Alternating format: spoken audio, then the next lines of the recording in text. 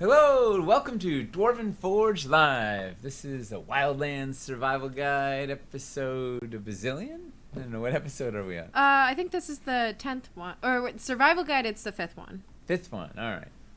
5th, and we tonight we have some very special guests who I can listen to now here. We have Chris and Todd here from Die Hard Dice. Hello, gentlemen. Woo! So, before we start asking them questions, we have a couple quick updates. Before a couple of quick updates, we have Toby, Technomancer Speed Build Extraordinaire, is here, and he's going to build something. Where? Oh, I'm sorry, I don't have my mask on, so I'm hiding. Okay. Here. Yeah. That's not even on right there. Woo. Cool. All right. So, what? So this is a thing this is a tradition. When did this start? Like. It was Chaos. Is it Cavern's Deep? Yeah, no, It was fun, Dungeon I and remember Doom? doing the spiral staircase. Yeah. Yeah. So we have a tradition where Toby does a speed build on camera. So we want to get you guys. Normally we take questions from requests from the audience, but instead we're gonna put Todd and Chris here on the spot. What do you want to see Toby build? What does he have at his disposal? Anything?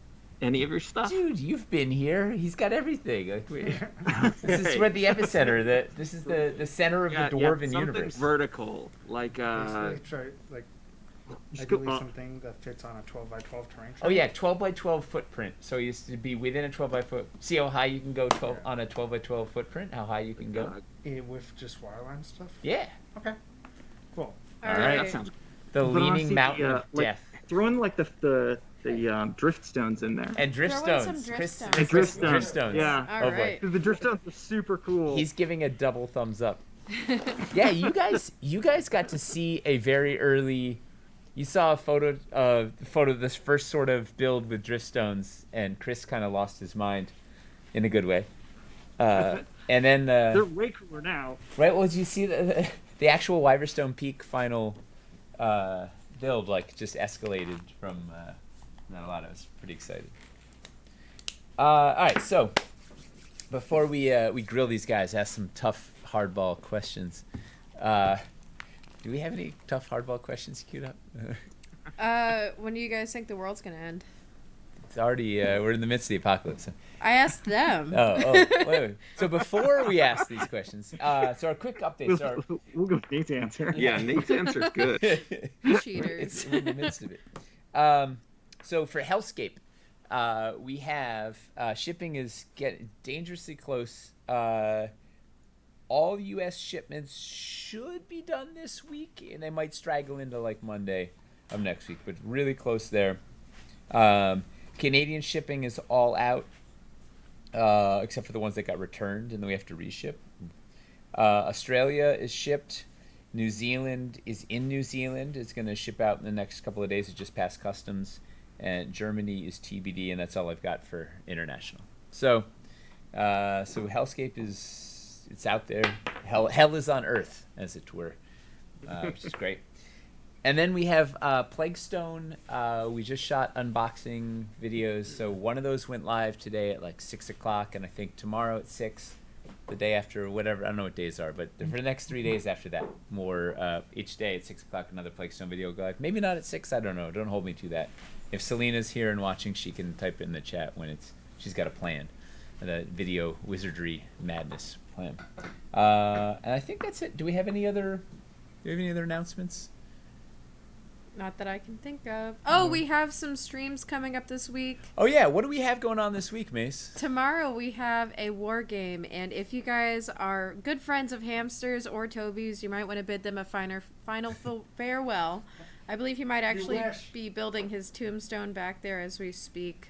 So we're going to have a big old war game. It's kind of something that Hamster put together. He drew inspiration from a few different war games, so we're excited to show that. And then it's fast and furious. Yes, it's like all rounds are 15 minutes or left. So, wow, it well, went like from 30 minutes turns. to 20 minutes so to 15? It's 30 minutes a round, but each person only has 15 minutes. Oh, so there's like a clock like chess. Yeah, we're doing chess clock. Wow. It'll be like 2 hours total. And then on Friday we have another survival guide. Oh, and we're gonna reveal. Oh yeah. We're gonna reveal something cool. 2 something cools. You're gonna do something cool? No, 2. Oh, cool 2 something cools is yeah. the plural of cool. Yeah. So that's tomorrow, and Yes. then Friday We have another Wildlands survival. a solo show. Yes. Yeah. Although apparently, was it yesterday? So yesterday we were interviewing or had on Eli and Nina and Michelle from the Sculpt team, and it was the most calm stream I think ever because everybody had their phones on. And we were just talking. Someone was like, "Yeah, this made me realize how stressful it is when just Nate's streaming alone and just like going like bonkers." So we'll have one of those on Friday where I'll just be like flailing around a lot. And we'll see what happens. And then we have Saturday, I believe, is the Build Jam, which is something else new that we're having come out. That's going to be Toby v. Tyler, and they're going to see who can build the best and who's the better really builder in the end for the pieces, which is kind of sad for the archivist to go head to head against Toby. Who are the celebrity judges? The chat actually is going to be doing a lot of the judging. So Merciless. if you have favorites, be sure to show up and put a lot of money on them. Woo! And then do we have anything? What's happening after that? Sunday. Then painting. We had double whammy painting. We right? have back-to-back painting. Sunday is Hamster, and then Monday is Aaron. Woo! And then Fun. Tuesday is a survival guide, I believe, with Eli. Which that'll be fun to see. And then next Wednesday, a week from today, I'm gonna do another D&D game, live game, and it's gonna be crazy. Lots of reveals for that one too. Yeah, Ember Moon, and Matt Lillard, and Satine Phoenix, and Kelly McLaughlin, and 11th level Slugfest against. It's gonna be awesome. We're going on. There's gonna be a bunch of reveals.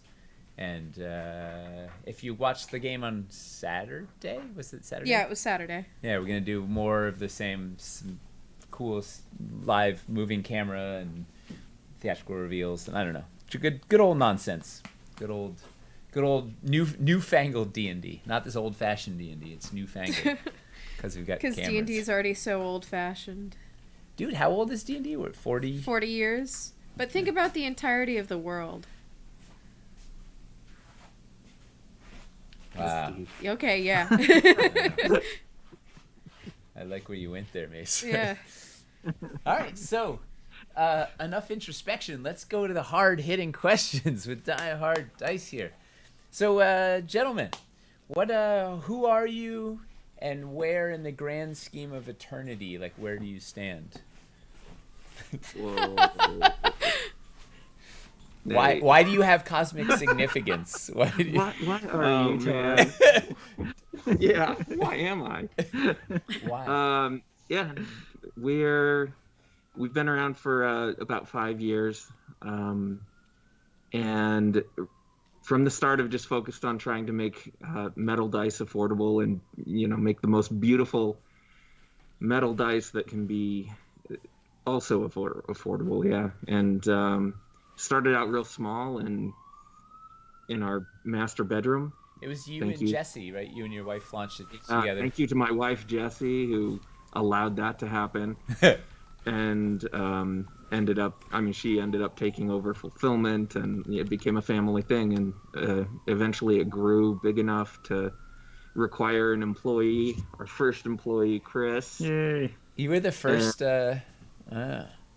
I was. They dragged me away from my tech support job, and I was like, darn. You were really broken up. Yeah. I really was. But so just chatter. So what do you? So Todd, what's your specialty? What's Jesse's specialty? Chris, what's your specialty? And what other? Mine is so I have a history of so like when we got going, we were only like selling stock stuff, and I wanted to do more, but I couldn't find a designer to take on designing, or couldn't find someone to contract to. So when you mean stock stuff, like there's a bunch of molds that exist out in factories out there that a lot of dice companies just use, right? Yeah, you can get the stock designs pretty much anywhere. Amazon right now has tons of cool stuff. but we wanted to do our own stuff, and So I wait, couldn't you were find using it. like silicone molds and doing acrylic No. dice at that point, or metal? You can get Early molds for on- metal dice on Amazon. Oh, sorry, no, you can get the dice. Got to get it. Yeah. That are based on the molds, the kind of yeah. But I was excited. I was gonna start buying like Amazon Prime some metal dice molds and be like, casting your own yeah, dice. Yeah, yeah. No. But like we couldn't, it was going nowhere. But I had a little bit of history with 3D modeling in my past life. I was super into video game design and 3D animation stuff. Just trying to. Chris and I always had like a side hustle. We're friends from childhood, and we'd always want to make a video game. We've designed a ton of video games, but our developer would either drop out or we had no artist, and so bit by bit I just started picking up skills to try to do it myself. And 3D animation and 3D art was one of them, and so I just decided to try to do it myself, and it ended up working. And so I do the 3D design of the dice, and what programs are you using? What are you doing your 3D in? yeah, I use Rhino 3D, which is used a lot for jewelry, and is able to help us kind of calculate the center of balance of dice pretty easily. So Don't you use two programs though? Aren't you bouncing back and forth between these? Am I making that up? I use well, for rendering images, we'll use another piece of software. But yeah, I do the physical design of the dice, and Jesse is all about the colors and the inlay, and she takes what I design and then makes it beautiful. So she's like full on mad scientist. Yeah, like in all the right ways. Like when we came over to see you guys, she had a whole table spread out with materials and special powders and how she got like a briefcase full of these little vials of powders onto the plane. I don't even yeah, how that checks out. But yeah, she's responsible for all of our color stuff, which is most of what we do, because I'll design something and then she'll find a way to make 20 cool versions of it. So yeah, she's the alchemist of the team. I have a good example. I have three same die, three different colors here. Let's see if I can get them all. Put all the 27. Am I centered on the sniper's frozen. Let's see. Oh, it's frozen. Maybe I don't have a good example here. Well, we're getting the and Chris, what are you doing these days over there? I am master scribbler. No, I do some of the design work and draw stuff either on paper or Illustrator. What? Wait, that was the wrong camera? What was that? No, it's still frozen. It's like the stream isn't picking it up. Our nice cute. Wait, what do you need to draw? Like Horizon dice, notwithstanding, what do you need to draw? Like where are you scribbling for on a regular basis? Like what medium or? No, like what are the opportunities? When do you need to draw things? Like what I don't know, for regular dice work. Yeah. Oh, I don't know, just. So it's a tricky art of figuring out the right way to get a pattern to not be obnoxious. Yeah. So Krista designs tons of variations of what could fit inside a triangle, and then I'll put it on a die, and then we see, is it obnoxious? Is it too much? how do we make it readable in this 90% triangle of that- that's this big? Like, Yeah. And in 90% of the cases, yes, it is too obnoxious. Yeah. Yeah, our job is basically just scaling things back constantly. right. What'll read in this tiny triangle? So I have here's an example of the same die. These are your dire mythicas, right? And what is it? Celestial Archon, Nightshade, and I don't know. Am I right? What's the red one? The red one is Infernal.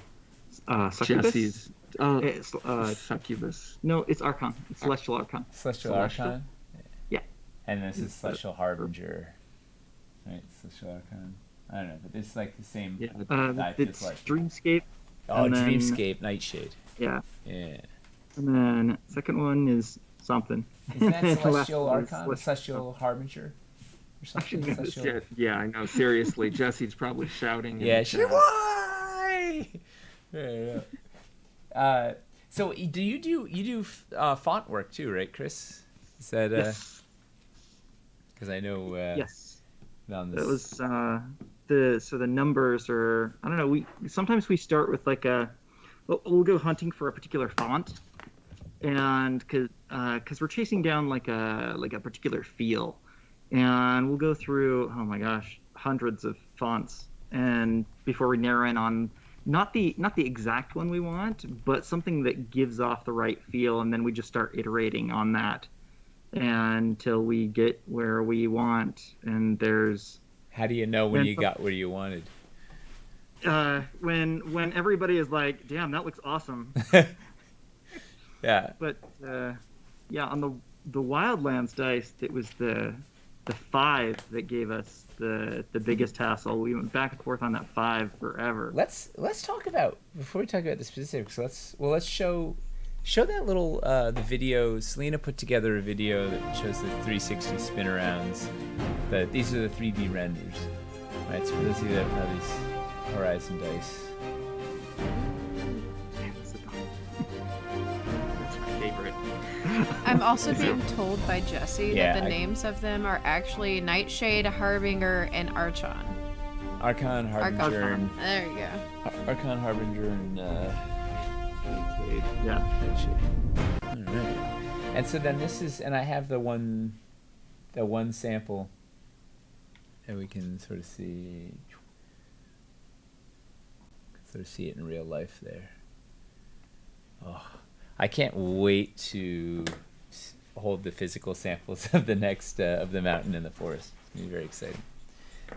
So what was the how did you guys come up with the horizon? So for those of you guys that don't know, we worked with Die Hard in Cameron Steep to make a custom D20 and then rolled that out to do a set, and it was super fun working with these guys, and just like the kind of collaborations we dream of, the talented artists. Like, I didn't realize how intense dice creation was until I had this first call with Todd where you were like, I don't know, you spent like 20 minutes talking about an isosceles triangle. And I was like, this is, and I like, it was amazing. Like, I was just and then the balance, the thing, and I was like, wow, this is the best. Like, I never thought about dice geekery on that level. And like you, I was like, all right, these are my kind of people. Like, this is, anybody that can talk about a triangle that long is like so gold. So I'm like, oh wait, I appreciate people who are obsessed, because I might be a little obsessed. So then we were talking about, after like, hey, doing another collaboration or whatever, and then Wildlands was rolling up, and you said, hey, we have some ideas, whatever, and you flew out to New York here. What was how did you, and you said, listen, here it is. It's like Horizon Dice. Although at that time you didn't even have a name for them, right? You're like, it's just like a die with a landscape on it, which doesn't sound as cool as Horizon Dice. No. Where did that come from? We knew it needed a new name from the start, but okay, wait, hold this second. We're gonna interrupt this regularly scheduled program with a speed build by Toby, and then you can tell your epic tale. Because Holy moly! Oh, he got vertical. Hey, he's not moving it. Hold on. You grabbing the sniper? I'm taking this thing. All right. Nobody gets seasick. I guess we'll just go back to Die Hard. So there was a question actually in chat that I'll ask you guys while we're getting to the Toby build. How do you guys ensure that you have fairness in your die? Yeah, that is a 20-minute answer. Oh, it's a 20-minute answer. I don't know. Well, I can give you a simple answer, which is Okay. Our goal is to make each face volumetrically equal. Okay. Getting the center of balance of each face of like the negative space, if you were to take that negative space and like create a solid out of it. Also getting the center of balance of that as close as we can to the center of the triangle. The greater triangle is part of it. But really the answer is like Rhino does most of the work there in helping us like ensure that we've got it in the center. All right. Well, here's Toby's build. Can you guys can't see that very cool. well. Whoa. Yeah. Cool. That's vertical. That is very vertical. I don't know if you can see the bottom of the build. Yeah.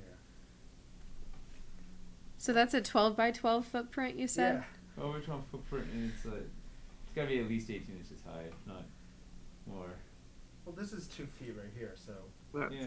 18 inches yeah, high, that's about Duke of 18. Dearth. almost 20 inches. Almost 20 Sorry, inches. not 20 inches. Yeah. 20, That's 20. it's 24. So it's, I love the pine tree, conifer at the top of the dripstone. It's like The dripstone's kind of got ridiculous there. I didn't find out different lengths of the rods for the vertical ones, so. But yeah, I wish I could get closer. Woo! that's the tallest I can think. All right, so Alright. switch back off the. So back to Die Hard. Yeah. We gotta give him another task now. That was too easy. You gotta escalate. How about a different biome? Sure, yeah.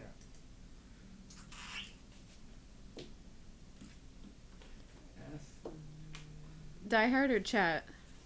This is Die Hard. Gets another. All right, Die Hard. Another We're gonna crack do at another that. biome. So What do you? besides, So what? He did Let's tall. go to hell. What now? What? let's go to hell. Go to hell. Oh, do we have enough hellscape stuff here? You want to do a hellscape? I'll build another room, yeah. Yeah, we got some. All right, we're going to hell. Again. Anything real quick. specifically hellish? Like a bridge. A bridge over some lava. Yeah. A bridge over troubled lava. Yeah. Okay. Yeah. All right. It's on. Toby gave a stern nod. It's happening. So all right. So we're the Horizon dice story. So you rolled and you said, yeah, we're gonna do dice with a pretty picture on them. Like where? So where did this come from? Where did like? Oh man, that's really Chris's story, but It's a short story. Essentially, so I roleplay a lot, and I act as the DM for my group, and any DM will get to that point where they're like running through creative stuff in their brain, and this is for any artist really, is that you're pushing your medium and you think about dice all day and you're just like, what can I do with this shape? What can I do different that people haven't seen before? And so just like you just got that in your brain all day, and eventually it pushes you into, I don't know, interesting places, and you're looking at it, thinking about what you can do, and yeah, so it just came from there. so I don't know if Chris remembers, but Maybe not. that this concept at a higher level was something that he pitched like weeks before we started talking and designing the first Horizon die, but it was in its like infancy, and when you brought it to me, I kind of extrapolated. I was like, oh well, we could do bigger than what I mean, we were talking about like a really a small, like crossing an edge and doing some things there, and maybe starting to breaking from one triangle to the next, but not like and like not at least not visual symmetry. Yeah. And it just wasn't like I saw like a bigger picture, but I was like, I said no, like, oh, we need to think about this more. Here are the things I'm worried about, and it kind of got shelved. Yeah. And then which happens a lot for us. Like you'll have an idea, and at the time it's not right, or it's not fully fleshed out, or something, but it kind of goes in that mental archive.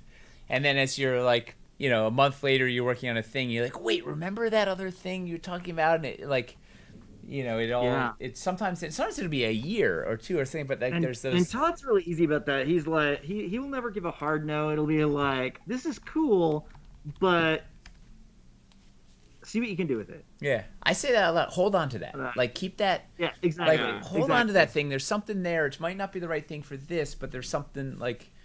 Keep thinking in that spot because there's something over there. Yeah.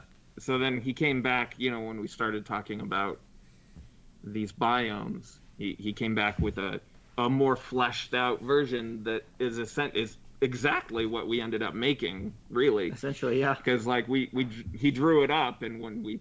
I think this would be cool. We were so excited to show you because it was perfect. The one thing you always say is like, I want to see how far we can push it. I want to. That sounds like a direct quote. Bigger. I want to. How do we go big? Yeah. And so we knew that this was something that you were going to get excited about. So like, it's ridiculous. We had that shared dock. Yeah. And we were going down, getting closer. We were all excited to see what would happen to your face. Yeah, it's ridiculous. Like, it's awesome. Like, who's ever done a wraparound panoramic die? Like, I don't know. It's awesome. We've never seen it. Yeah. So yeah, it was super exciting because we knew that we had you on board before we got into the specifics. I remember showing that. He was like, "What? What is that? That's awesome."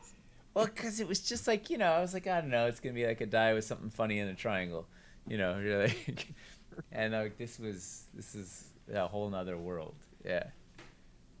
It's bonkers. So what were some of the, there were lots of, so let's talk about the font, because we were talking about that, started talking about that a little bit. Do you guys remember some of the challenges of the font? The 5 was definitely, looking at this now. 5 was the big one. One interesting thing is it's almost always like you'll find one number that sets the tone for the rest of the set is kind of how it feels, and I'm pretty sure it's for this one it was 4 also, right? It's always the 4. It's almost always the 4. Always the 4. For some reason. Once we find the 4, the rest of it like works really well.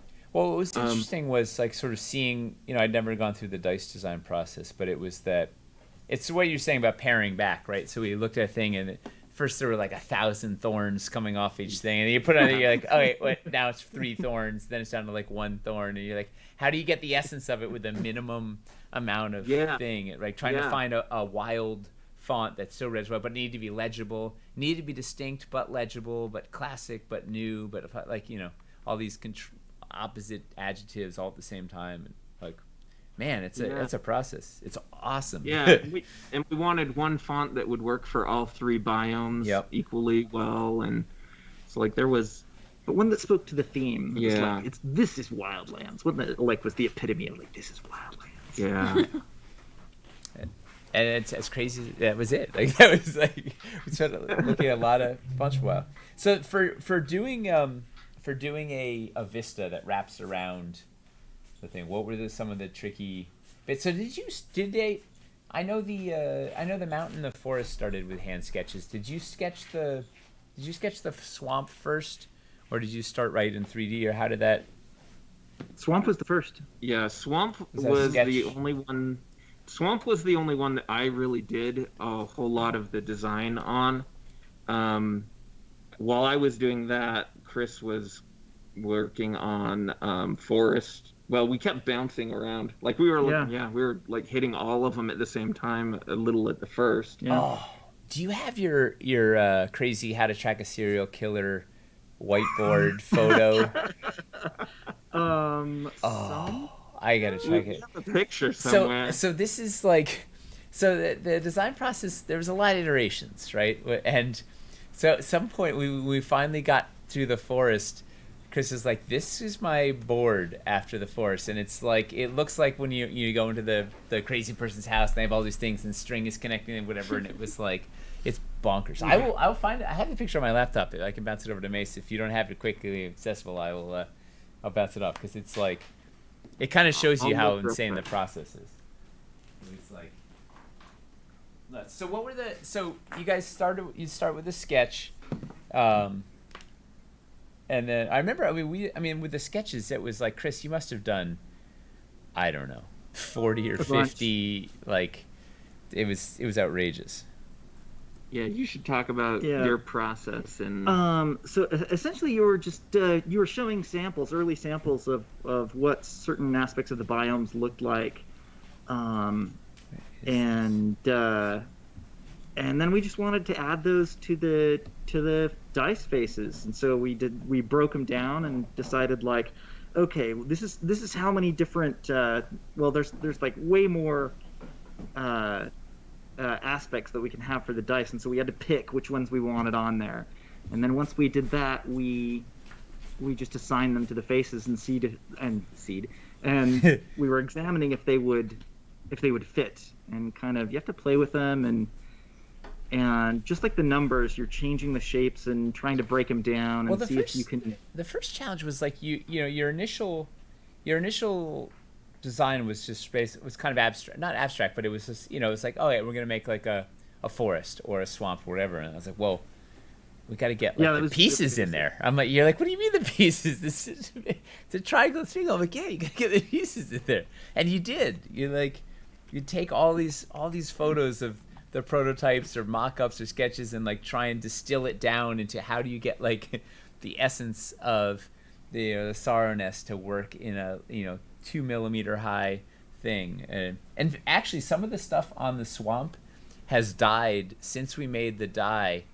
We cut a couple of the pieces, at least one of the things on the swamp die. People have to wait and see when they get it. What we cut, that piece is no longer in the Kickstarter. Oh no. Yeah. I'm also being told about the whiteboard that if you wanted to, we could just roll it into the room, because apparently it's right outside the door. No, it's erased now. It's gone. What a shame. What's erased? The whiteboard. I guess they have it right outside the door. Jesse said, I've got it. Stuff. I'm gonna slack sticky notes. Yeah, I wish I could pull it in, but it is. I've got it right here. It's been like for another I'm not project. logged into anything on here. You what? I'm not logged into anything on here. Is Chris logged in? Yes, so send it to Chris. All right. Boom. Cinto. So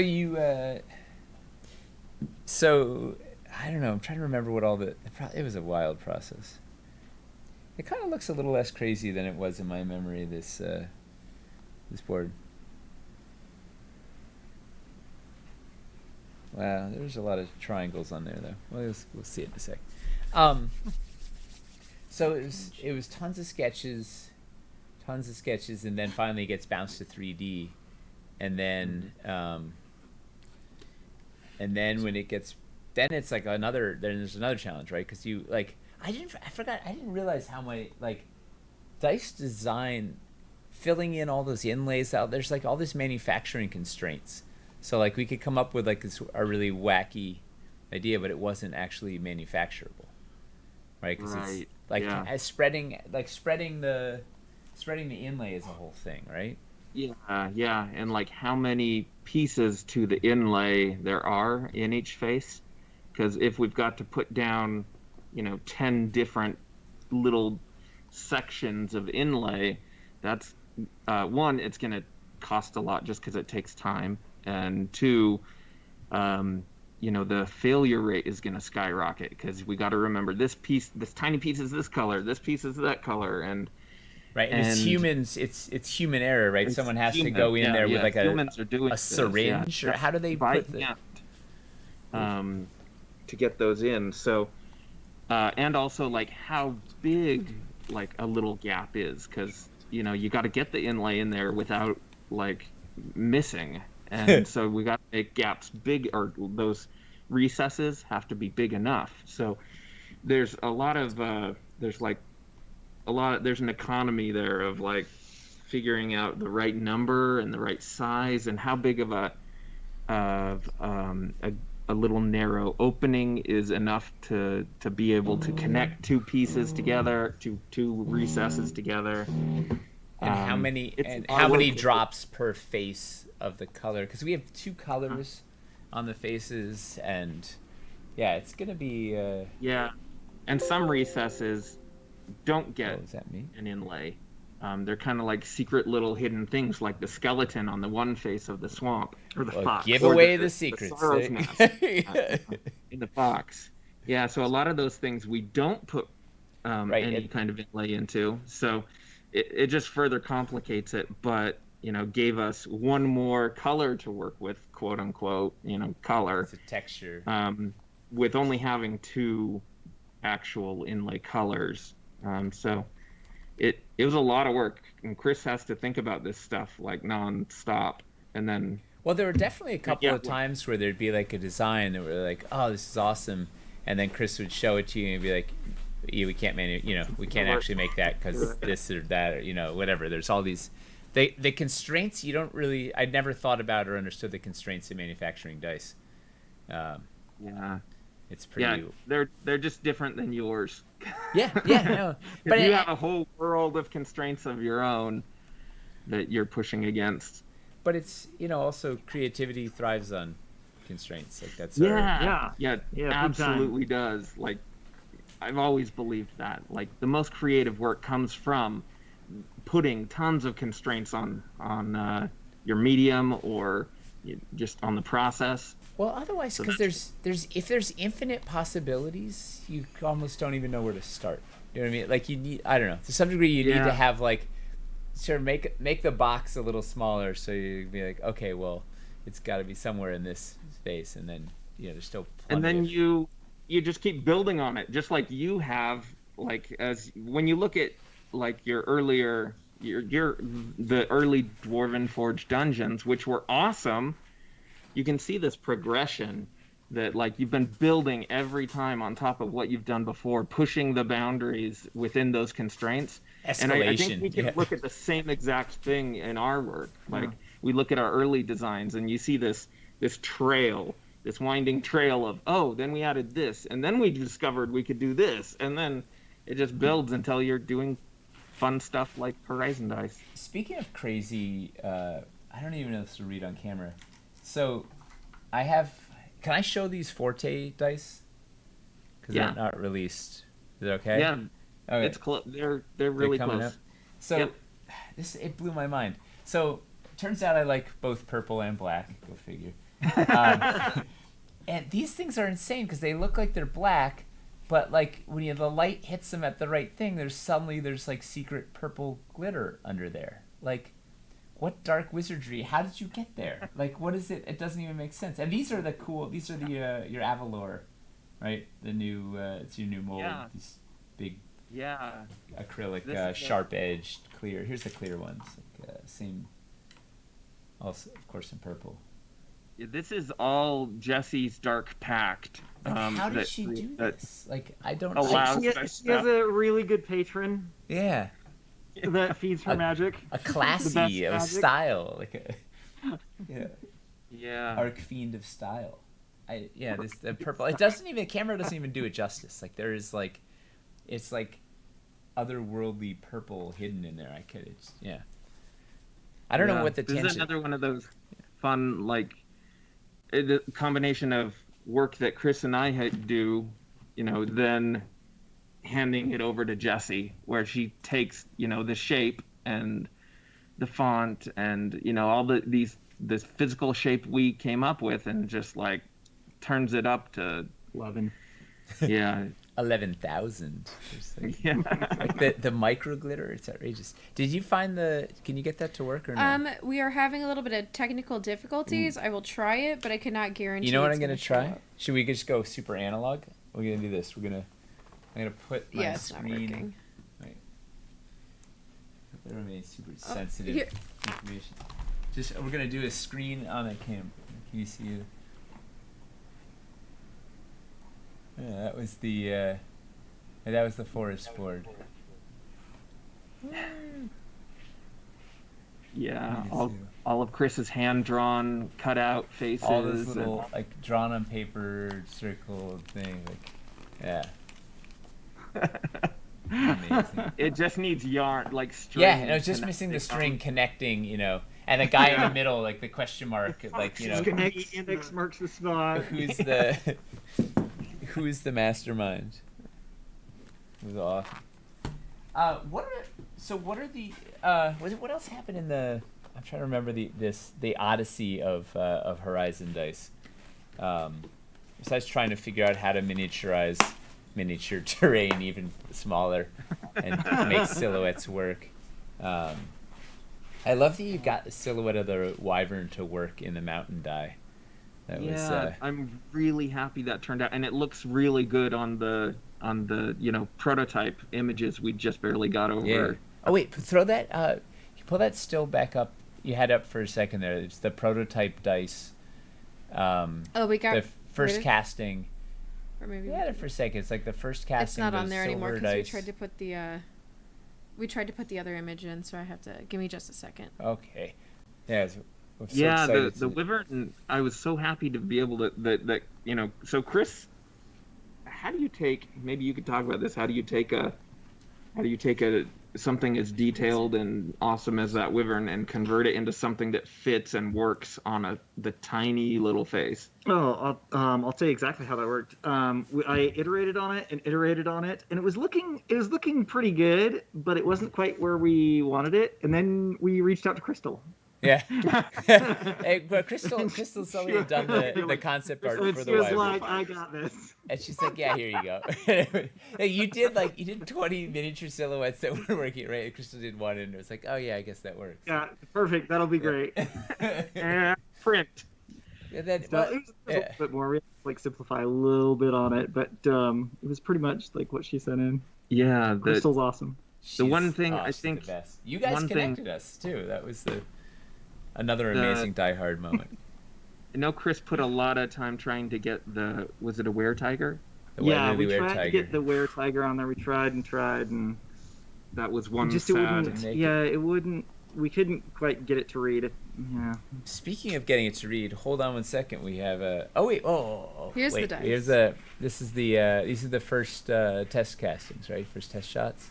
Yeah. Unplated on everything. Yep. That's Yeah, pretty so there's exciting. the wyvern on the 20. Woo! Yeah, I'm super happy with how these have turned out. Yeah, it's gonna be insane. Just holding this one sample, like it's fired up. So this is I was trying to segue into. Toby has a bridge here to share. Let's see what we got. Awesome. Where should I put it? Here. You can see on the monitor. You can. You want to do the close up? Just do close up. Close up. Yeah. Oh, I love that he did it with Wildlands. Yeah, we're trying to keep it thing. Yeah. It's like Cool. that someone did with Hellscape and Dread Hollow. Oh, that's really Also cool. similar to the big How it's all build that you burnt did and during charred at the Hellscape, edges. where the lava was rushing through Yeah. Arntor, so just lava burning down That's the forest. real black cool. tree. It looks like it's a burnt tree. The black rod is a burnt tree. It's hard to see in that angle. Okay, is it? Rotate it. Yeah. Wow. All right, so one more speed build. What do you want before maybe then we'll turn them over to the chat. What do you want Toby to try and do? I don't know. This one for the chat. Yeah, from us or the chat? From you you. guys. You guys. One more from you guys. Oh, okay. Oh, Ooh. Something with a cave. Something with a cave. Cool. Ooh. Okay. I want to try to do swamp related this time. A swamp The cave. entrance. Oh, yeah. All right, it's on. Yeah, so we've got some forest. This time we did mountain restaurant and swamp. It is into the cave. All right, so Wiley didn't make it. Were there any other Horizon Dice stories? I'm trying to remember what else has happened with this. It was a lot of fun to come out and see you guys. Oh, it's the best. Like, that was the highlight Super of fun. the Horizon Dice adventure. That was before the dark times. Yeah, Before yeah. the plague Wow. rolled It in. was pre-dark time. Yeah. Oh, this is kind of Yeah, a just- neat. I have them in here. How did you guys come up with your name? Oh. So, the name is something my brother came up with. At that point, it was really just me, like, throwing stuff together, and I knew it was going to be metal dice, and I decided to call them, and this is a bad name. It was bad. Comparatively very bad, but I was going to call them density dice. So I know it's bad. But I was just talking to my brother, my older brother, Paul, and had some dice out, and he was like, you should call them Die Hard Dice. And it was just like, oh, okay, Boom. I got to redo the logo. We're done. It's, wrap it up. So, So there was just because one random comment away from being density dice. Huh? Yes, Right? yeah, it was that close to being density dice, and but like it works for so many reasons. They're durable, they Yep. die hard, They're hard.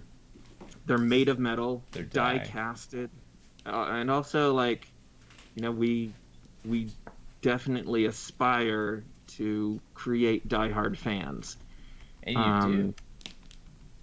Oh, yeah, so you can. that's the goal. So, I was going to show I've seen this one. So, I'll talk about it in a second. Well, I'll circle back to that because I just want to show that's kind of neat. This was the from for selecting colors. Jessie makes these sample dice where she has each face has a different color, and you'd be like, oh, I like face number 6 or face number 5 or face number whatever. And so she's like. And then she has a secret chart over there somewhere so she can track, right, which you say it's number 2, which one that is, and whatever. So these were some Some of them have two colors so that you could see how the two colors we wanted to use played together. Yeah, her work is not easy. It's very hard. It's insane. It's a whole nother level of and what's crazy is what the color will look like one thing in a vacuum. You put it on one plating, it looks like one thing. You put on a different plating, it looks totally different. It's yes. Yeah. It's really the plating changes so much, so there's a lot of trial and error. Like she comments, she talks about her job basically being, just failure after failure. Yeah. You gotta just hang in for those successes because almost everything is going to not turn out like you want. You think you have it and you put it on the plating and it's completely wrong. Right. Yeah. Yeah, I think we had a plating change at some point because of that. Yeah. Where we were looking at one of the Horizon Dice. I can't remember which one. Might have been Forest. It might have started out as copper originally or something. Or Mountain was I can't remember, but one of them changed. Well, we were gonna do Ruins as a fourth die, and then Ruins got cut as a biome. Yeah. So I think Ruins was gonna be silver, and Mountains was gonna be dark iron or something, and then Mountains took silver because Ruins was gone, or I don't know. It all blurs into just an endless sea of creative choices that are wonderful ones. All right, so this is what I was going to show for to give Die Hard fans. So one of the things you guys do that's pretty amazing, your customer service is unbelievable, right? Like you guys are notorious for throwing in freebies into orders and little handwritten notes and whatever. And so this is a sample of like, go to the close-up cam, right? This is a note that Benjamin wrote, and it's all written by hand. And like, look at that So calligraphy. good. Like, look So at that. good.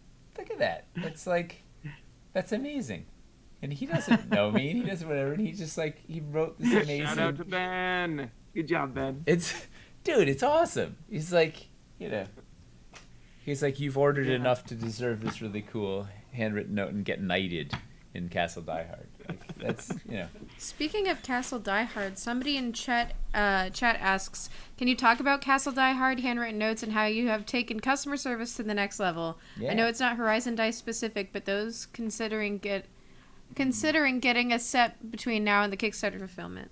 Yeah, I mean, it really, your customer service is outrageous. Like, how do you guys manage that?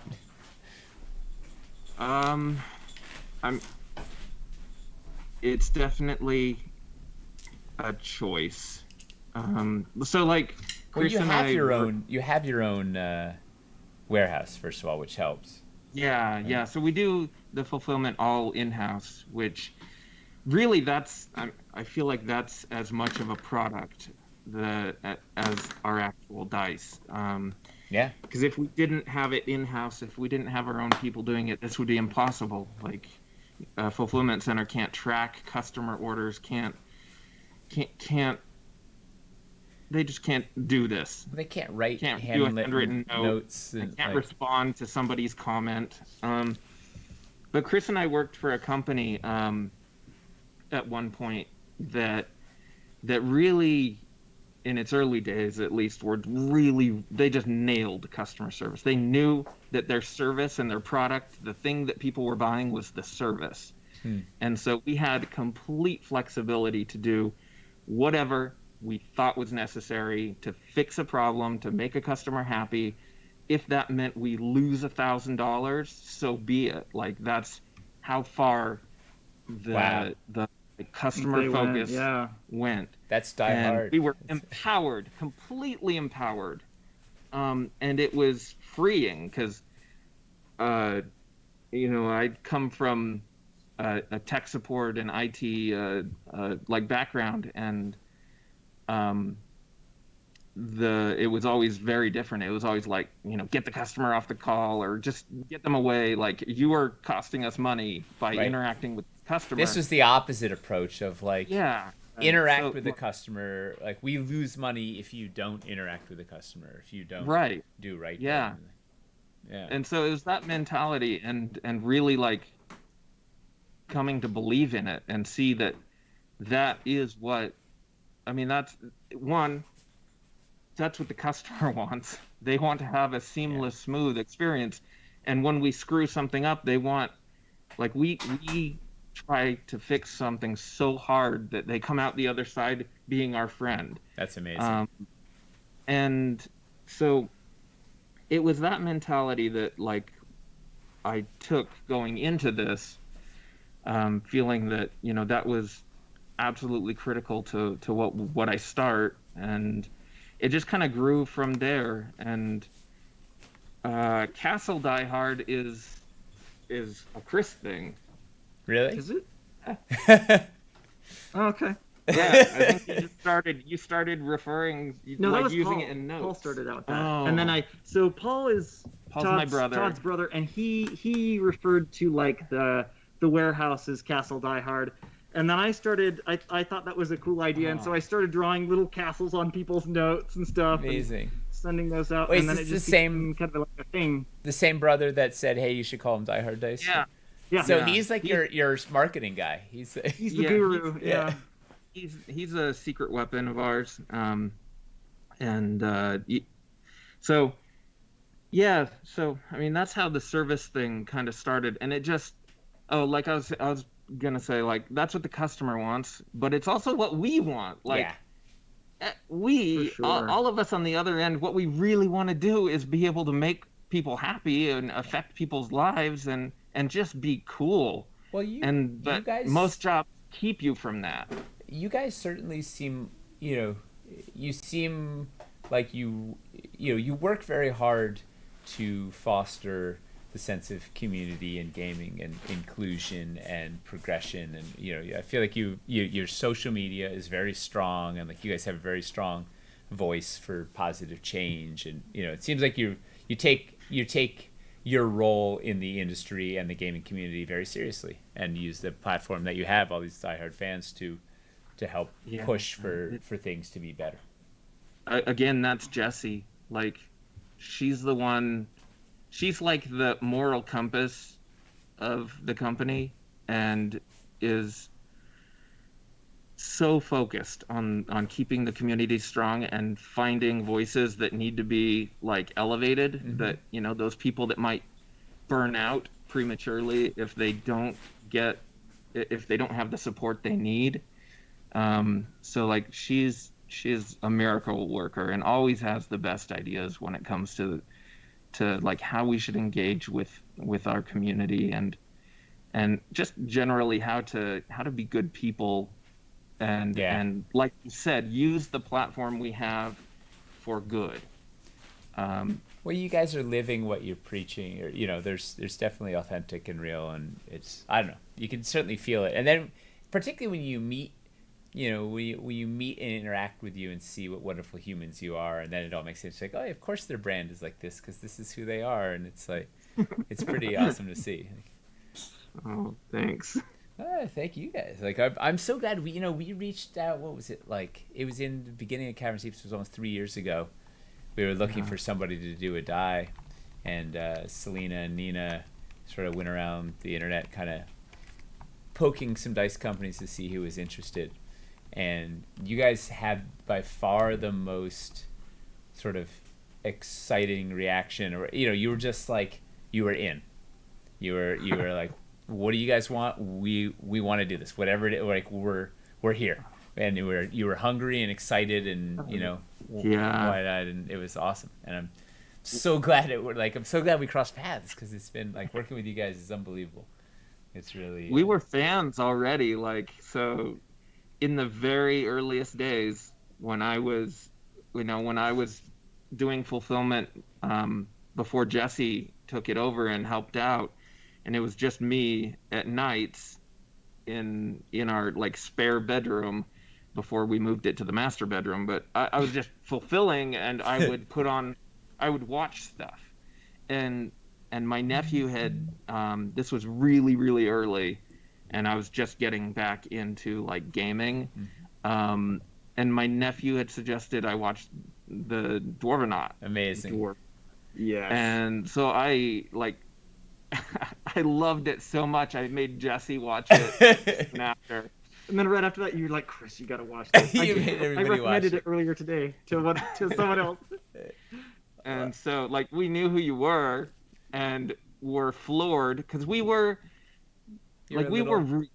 had just barely moved into our first warehouse at the time, and it was like a 1,200 square foot thing. Wow. Just this tiny little 2-room and like the little warehouse part in a garage. It was like small, but we felt so new. We felt so small. We felt so. But you were doing cool like your brand was interesting. Your presence might have been smaller. Your actual physical footprint might have fallen, but your brand was bold.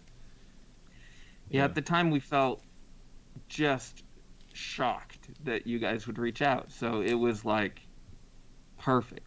Of course we want to work with Dwarf. Well, and it was apparent. Like, you guys were excited and hungry and ready to dive in. And, like, we talked to, one of the dice companies we talked to was like, oh, I'm sorry, we don't really have time for something like this or whatever. And since then, they've been, like, banging on our room. Like, hey, remember that thing? We could, we'd still, hey, we're still, I'm like, no, missed it. They're, they're a pretty big name out there. So Toby has a thing to show. Yes. Swamp Cave coming out. Swave. Bring it on in. Swamp Cave. Swave Nick entrance. Cage's cousin, Swamp Cave. I guess we need. Oh, sorry.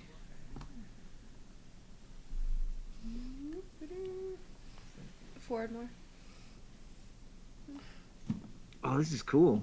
That is real cool. Oh, this is my favorite one. Yeah, this is awesome. Little swamp cave. Can't tell if it's in focus or not from here. got a little boat with a skull on it and stuff. That's Yeah. cool as heck. Made the boat smaller for once. Yeah, And also, cute little boat.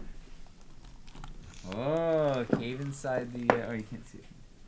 Cave inside the cave. yeah, so Oh, PS6 does it go compatibility. back? Sorry, Cameron Z compatibility. Oh, they can go inside. Swamp cave. Who doesn't want to go in the swamp cave?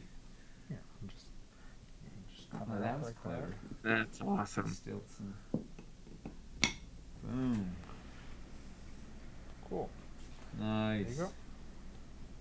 You want to do another one, Toby? Sure. Yeah. Yeah, one more. All right. So we'll throw this one out to chat. What's chat got? What do they want Just Toby to build? This. One In the thing world that's of been Wildlands. suggested is City Builder Streets quick build. A city builder what? Quick build of the streets. A street? Yeah. With wild? Oh, want to do a park? A street with some wilderness in it? Yeah, I'm trying to think. Oh, the wheels are spinning. It's something that I've been thinking about for a while, so. Oh, it's gonna be a good one. All right, so I didn't realize, you guys.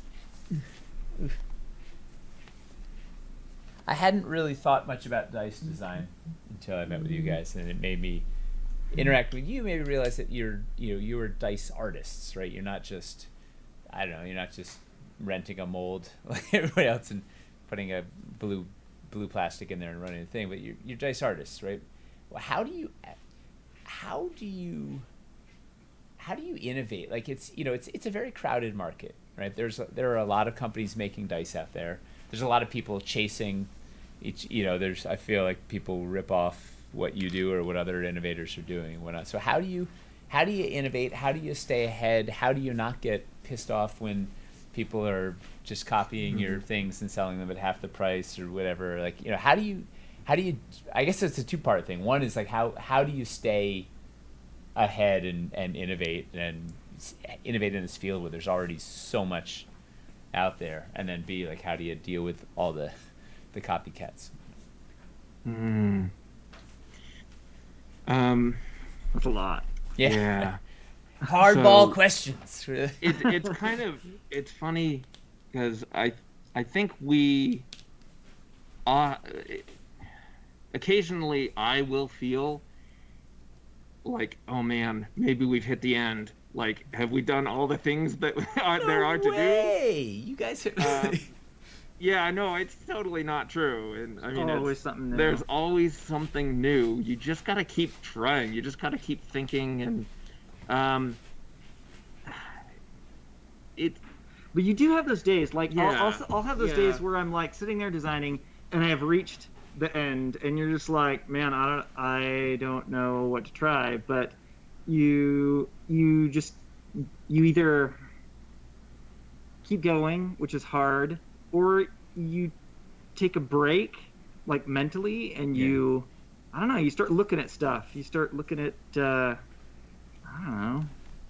Like other people's dice. There's some great Etsy makers out there, and eventually something, and it's usually not even dice. well, you don't know spur what's your gonna imagination. gonna trigger that inspiration, right? It's like Yeah, I feel like you have to have I like to have a couple of creative projects marinating in my brain, and then you sort of see something, you're like, oh, that's the thing that could trigger the thing. Yeah. and, yeah, like. and then you realize it wasn't it, but and you go and then you just throw it back and keep marinating it, and then another thing, and eventually you get to the point. And where, sometimes it's an old idea combined Yes. with new information, where Yes. you're like, oh, there's this new thing, but I had this idea a year ago that wouldn't work then, but And now now it will work. Yeah. or you find this thing on this other project, you're like, oh, now we can do some sort of dark witchcraft black glitter thing. You're like, that's what we needed to Yeah. make that other thing work. And also, Yeah. it has to do with expediency, where like I don't know if Horizon Dice would have been a thing without your Kickstarter. Where it's like your Kickstarter was like, okay, we need swamp, we need this, and it took our minds down a very specific path. That's like, okay, how do we do this? and like collaborative projects like this are really good for us to like test crazy ideas. Yeah. For us, it's a little less risk, and we can do wild things because it's just the right place. If the Horizon dice are like a failure, it's not gonna sink Wildlands. It's like Right. it's like the perfect thing, and Yeah. conversely, it's like it's just the sort of thing that can help a Kickstarter along. Like we've certainly gotten people that came in just for the dice that were like, "Hey, we wouldn't have looked at this otherwise, but man, these are like, what are these? What's going on here?" Yeah. So it's like it's great on our end. It's like a winning scenario because it's an extra hook for us to bring in people, but there's no, even if it was a total disaster, it doesn't like. It's not gonna sink what we're doing. So it's like the best way to try things that are out of the box. And I'm so glad we did. I can't wait. So yeah, that's been really fun to be able to do kind of crazy seeming things, otherwise seeming crazy seeming ideas. So we are excited for more things like this. But yeah, yeah, me too. Anybody in chat excited for us to do more stuff with Die Hard Dice? A lot of people are very excited for dice. Yeah. Oh, good. There's some ideas also floating out in the chat. So if you guys ever want to just make a running list, send your ideas to ota@dwarvenforge.com. It's on the end. But yeah, like to the question still about creativity, like, and then sometimes it's just adding one more thing. It's that like iterative process. We add one more thing, and then like we suddenly unlocked this one concept, and like you said, oh, now all of these other things we wanted to do but were impossible are now feasible. It's always one more thing for me. Right? Just if I had that one more piece, I could bring this thing. Yeah. and then sometimes there's like totally out of left field crazy stuff, some of which you've seen, and we'll soon you have be some announcing crazy stuff. Crazy stuff that will like totally change, like create new segments in the market, like Horizon Dice. Yeah. How long until you think there's knockoffs of Horizon Dice out there? Oh man, it's hard to say. Like we know that some players that have the ability to do something like Horizon Dice are aware of it already. But we really can't say. It could. I mean, as long as it takes someone to do it, a couple, someone to come up with a design. But we feel confident in what we do, and feel like the things we do are intentional, and that intentionality, or is that even a word? And that like care is felt in the final product. Yeah, it's like the tiny details and everything. So, we're happy and we're confident that we'll be able to keep designing more Horizon Dice and building on this, taking this concept and expanding it, just like we do with everything else. Well, you already have some. Don't you you've got some other Horizon Dice stuff cooking, right? Yeah, we've got some ideas. Doing it right can take a long time. Like Chris has taken us a little bit. Yeah. Chris puts so much time into designing each face. Yeah. It's crazy. Like you really, you're a relentless art warrior, Chris. Like, it's iteration 30 rolls in, and you're like, all right, I'm still gonna try it. I'm still gonna try it, and like, just it is. It's intense. How long does it take? Because I know, some of your stuff. Like you started talking about Horizon Dice. It was almost a year ago. I feel like it was like last October or November, right? Because you guys came out in January, but we had been talking about it for a month or two before then. So it means the idea was before then. So like, how long does this stuff take? Like, and then that's the second question of like, are you ever worried that someone's gonna beat you to market on a thing? Like what are your dragon dice called? Zakon, Darkon, Drakon. Dracona. Do you have that? I should have downloaded that picture from social. Like, these dice are sick. The scales on them, like those have been right. You showed me one of those in January, and that you still haven't gone to market with them. Are you worried that someone's gonna Like by the time they're out there, someone's gonna have ripped them off already, or Now that so like we just showed them off just barely, and they're on the water right now, basically. Woo! So, there is a window of time that we're safe once we announce something. The window's short, yeah. but we try to announce things in that window where we're close enough to launch that it's unrealistic for somebody to be able to, based on manufacturing times and design time that we have really good understandings about, someone would have a hard time replicating it. So yeah, we feel safe now. We're starting to talk about it. We'll show a lot more of it. If our camera could focus well enough, I'd show you them right now. You want to try it? We could see. Let's see if we go down. I don't know if. Ooh. It's hard to read. It's just enough to know that you're looking at something cool. You can't really quite see the scales, and it's like, yeah, that is outrageous. You could do the beauty guru thing, where you like hold it up in front of your hand so the camera knows where the foreground and background. Put your hand in front of the camera. There you go. Hold it up a little bit. There you go. Sort of. Well, it's so frustratingly. It's tantalizing us. It's a sneak peek, you could say. Hold it further up. Yeah. And then back it up a little ways from the camera. It's not. Yeah, it's gonna be. People are gonna lose their minds. Yeah. Yeah, it's unfortunate. And when do you guys have like a release schedule of like, oh man, we need to have a new thing launched by this time, or 4 times a year? Pretty much. Well, through the rest of the year, I think every week we have a new thing coming. Wait. You have something every week for the rest of the year? Yeah, pretty much. That doesn't even... What? That's like... Yeah, part of that, is COVID. Yeah. There's been we were ready to launch a ton of stuff in the middle of this year or even the first quarter, but everything went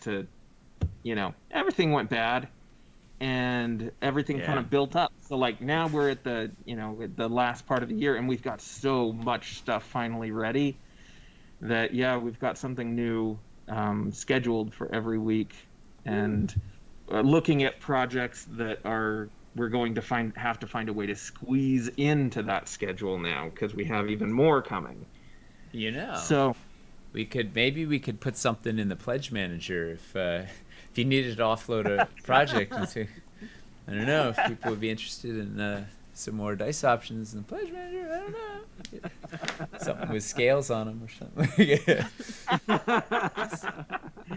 it out there. I know this lady that's pretty good with colors. Yeah. I'll put you in touch with her. Man, I wish Jessie could be on tonight. I hope she's feeling better. Yeah. It's also kids. Yeah. That takes about 25 years to cure, I think. That was it. It's a harder one. Another one sometime and have her on. Yes, for sure. Well, we should, post Kickstarter, we should do guests on the Anvil more often, because it's fun. Yeah, for sure. This has been real fun. So, do you have any other exciting stuff coming up that you can actually announce, or is it all secret?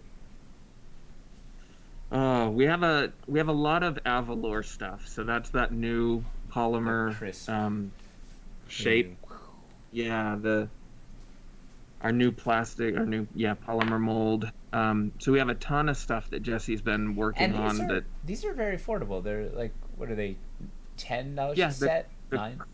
Those crystal clear ones we call ESA, which is $12 for a set.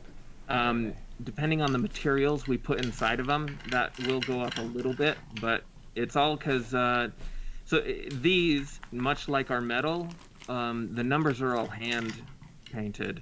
Wow.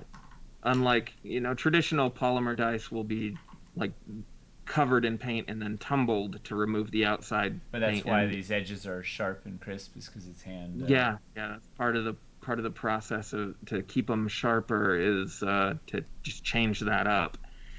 So they have to be hand painted. Wow. So they are a little more expensive to make. So when you add that up with the cool materials that are coming next, But it's $11 for a set of cool dice like this is not bad at all. Yeah, so we think so, and we have some. Yeah, oh man, I keep forgetting all the cool things. Yeah, we have, one a week. We have some really cool things.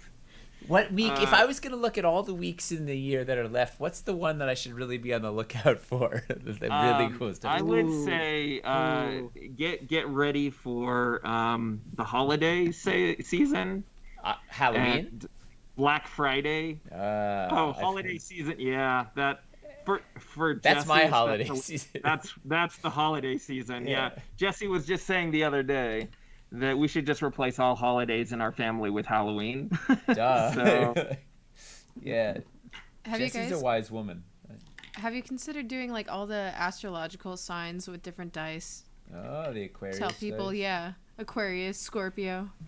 Oh, yeah. I don't know that we have, but that's a brilliant idea.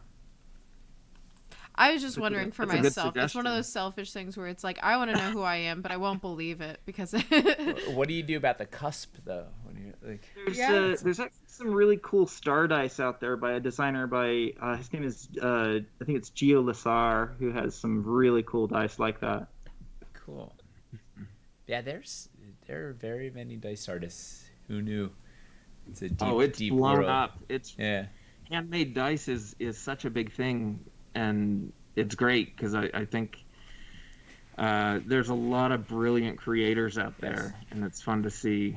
Well, what's amazing is the industry is, there's the gaming industry is thriving despite the pandemic, and people are spending. And you look at our Kickstarter, we're breaking all our own records. Wormwood just broke like 7 million, and they still got a ways to go. There's tons of people are doing it well, and likewise, you can have a store on Etsy and be making some really cool handmade dice or whatever, and still be super successful. It's really cool that the gaming industry is able to support all these artists in various fields. So, it's a good time. Like Building a bigger It's the best pie. time. Yeah. Yeah, with all Bigger the toppings. Yeah. There's like a vegan side. There's a meat side. There's all it's all there across. I don't think I have any other. What else did I have on my list? Oh, one fun. So you guys got to. You were one of the few people in the world to have play tested. Oh wait, Toby's got another the final. All right, flyer in here.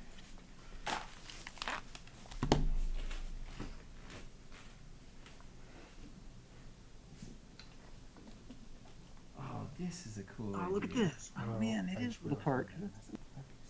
It is freaking cool.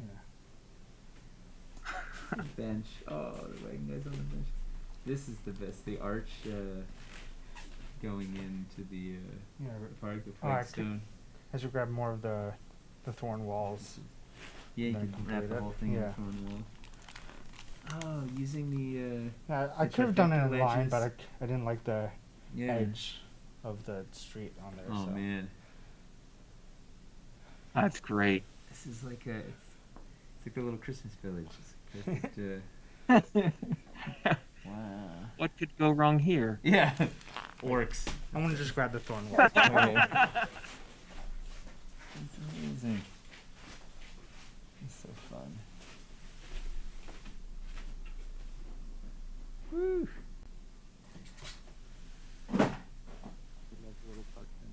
Oh. Yeah. I- You gotta have Oh, there's there's a guy there. right? Just get here. Yeah. wolfsbane in your park, just in case. The wolf attack. Yeah. Oh, here comes Toby stepping it up with the thorn wolves. Yeah. Oh, that's great. Maybe this is the Druid Grove in the city. You know, Makes you sense. got- Yeah. There we go. Oh, that's awesome. Rotate Huh. that. It's so nice to have the splash of color. Like the city builder is somewhat drab, and then like having the splash of life in it. Man, people are gonna do some cool stuff. Woo! Cool. Nice, Toby. Chat, are you not amused? Have you been entertained? Have they been entertained? Mace? A lot of entertainment's been happening. The entertainment has been had. People would like to hire you to do builds for them. Bat Toby? mitzvahs. It's like, Instead I build of synagogues. bands. yeah, he built synagogues. It's a miniature synagogue. So, Rabbi. you guys, we did a little bit of playtesting on this terrain with you guys, which was super fun. This was the least we play tested because it turns out coronavirus rolled in and kind of had other plans.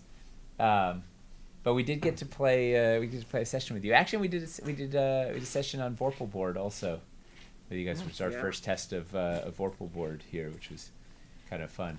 One of the highlights for me was Chris played a paladin / rogue, a tiefling paladin / rogue that wore skin-tight leather and fought with a whip whose name was Lash. Yeah. It was like, yeah.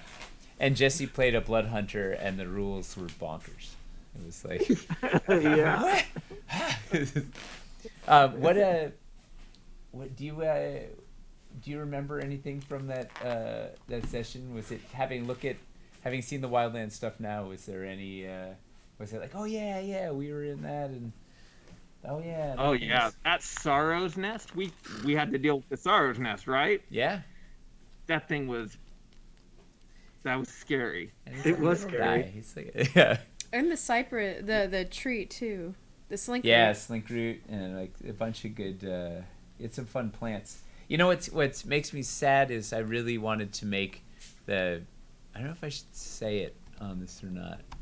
Maybe someone will steal the idea. No, the big thing that you had to fight in the second part, we're not making because it was going to be. I don't know, just maybe someday. But that was. That's my hunting. I was gonna say it, but I don't want to say it because then maybe we'll do it at some point. Then Yeah. Manufacturing that challenges. Scary too. Like I was so close to death. Yeah. Like I was on my last death save and had to pull out that gigantic aluminum die and roll it with both hands. It was that gigantic metal die. We were playing. Do you have it? Yeah, grab it. We were Is it playing not on here? Vorpal board, which It has used to be right virtual there. dice. So Scrap everybody it. was rolling virtual dice, and then Todd had failed 2 death saves and had to make his third roll, and he's like, "I have to do this with analog. I have to do this analog." Like so, he like rolls out with this. Do you have it? It's like an 80-pound. Right. It's this big. It's like, It It's was giant, like yeah. this big. So I had to roll it with 2 hands underhand across the floor. And it was a nat 20. It was so... It's like, It was yeah. great. It was a great you moment. couldn't write that. It was like it's like this big, but it's made bigger of than metal. that. It's bigger than Right, that, yeah. and this is like plush. It was like it must weigh 80 It's like pounds. the size of a child, right? Yeah. Yeah. It's amazing. That was like the perfect analog die roll moment ever. Yeah. Well, I was very happy to get to play some D&D with you guys. So it's the best. I really liked the first section though. Like it was that one was scary in a way that goes beyond like numbers, where it's like you can't just like look at your special abilities. It was very like role play heavy, where it's like, what do I do here? It was a terrain based game where I didn't show terrain for the first 90 minutes. It was like, yeah, it was a fun. I might run that for something somewhere somehow. I don't know. The core concept is something neat in there. Yeah. Oh, it was fun. Yeah, it was fun. Well, I'm looking forward to, part of that too is playing around a table. As much as I enjoy using Vorpal board and playing virtually, whatever, like it's not this like sitting at a table together. I don't know. You can't beat the thing about all being in this shared space that you can feel like the emotion is tangible. There's a thing, I don't know. Very much so. Mm-hmm. Yeah. I look forward to those days. Yeah, like it's great to be able to feed off of your energy finally in person, because like you a are vampire? so animated in your DM session. Like whenever you DM, you're so animated, and it's even over video, it's catchy. But when you're there in person, it's just something else. It's fun. I have a good time. And especially because when players get riled up too, then everybody's riled up together, and it's just like, It's probably what the chat experiences. It's like, oh, okay, it's 8 p.m., but let's get excited. Just trying to rile up the chat. It works at conventions. We do some of those live games. It's fun trying to get some random strangers to sit down at your table with you all riled up. It's a good time. Nothing better than collaborative storytelling. Well, I think we should wrap up. It's almost 8:30, and I'm gonna go home. Did I send the update? I did. I sent the update out. Woo! Woo! Do you guys have any other parting stories or thoughts or tales or questions or? You got anything you want to say, Chris? I think I'm good. we love working with Dwarven Forge. Like it's been from the start. It's been freeing. Like working with other artists is like its own like fun like challenge, but also like when both sides of our teams look at something and say, yeah, that's it. It's like this, it's gonna rock. Well, and you guys aren't afraid to push the envelope and try some things that are out of the box, and aren't afraid of failure, and all the hallmarks of good art, of being fearless and relentless, and just pressing forward no matter what, and till you crack the thing, no matter how many iterations, how crazy the board has to get. It's really. You said early on, you always said that good art takes time, and you're so right. Like, that's why we're always late. But it's like one of the nice things is that you're not afraid to push back if an idea isn't quite there. Yeah. And that's good because it pushes you further. Mm-hmm. Well, I need to be able to work with people who aren't precious, and that's the thing. It's like sometimes you'll get, you might be a long ways into a thing and it's just not working, and you're just like, listen, we have to we got to roll our sleeves up, and this isn't like doing it, and it's hard, right? It happens at all stages of it. Sometimes at the sculpt stage, like we've had to scrap a sculpt that's taken forever, or just like Drew had to cut the head off a thing and start fresh, or you just or you put it on hold, or I don't know. Sometimes it's not working, and it's better to catch it earlier as opposed to later, because at some point you'll see it's a weak link, and you're like, this is just, it has to change. It's better to do it earlier as you can. But sometimes also you don't realize that you need perspective, or you need to be away from it for a month, and then you look at it and you're like, oh man, this isn't working better. But it's really hard because there's no right or wrong answer. That's the other, like, there's no right or wrong answer. So you really need, one of the things I value about you guys, besides talent and heart and dashing good looks, is the you guys have very good taste, right? And so we'll say, hey, is this working or not? And you can sort of honestly look at it and be like, yeah, it is, or no, maybe it could be strong. You're not afraid to say if it's not working, and that's important. You have to be able to examine it and say, no, I think I can do better. Yeah. Because it's scary, right? Yeah. It's scary, because then it means you have to go fight the thing again. Like, art is this fight, and you have to to sort of say, man, I'm not done. I have to go back and face the blank page again. That's hard. So you need fearless. I like working with fearless artists like you guys because you're just like, you will take up that sword and shield again and again and just keep plunging in there. And then that's how you get these crazy dice that don't exist anywhere else in the world. These things really cool. Woo! I know I really want to, really looking forward to, we haven't really captured these well on camera yet. We should do the dice video one more time. Spin the 3D render video. Or we capture the analogs at some point. Once we have samples of all three, we gotta do something cool. And you guys have some serious dice photo wizards over there. Yeah, we'll be putting out more pictures of the swamp at least, because we have a couple close-up ones that we should put out there, so people can see. Although it's one of those things like everything, you need to like see it in your hand and be like, wow, this is big, this is heavy, this is beautiful. There's so many there's same thing. It's a problem with our terrain too. Everybody's like, I didn't realize it was so nice until I saw it in person. Like, well, yeah.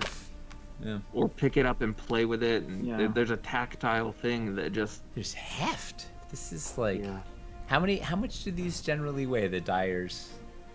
Oh, that's a good question. I used to know this off the top of my head. Yeah, I feel like you should have this number memorized. Probably around 2 or 3 ounces. Okay. 2 point something ounces, maybe 2 3 point something. I like that number. Yeah. Yeah.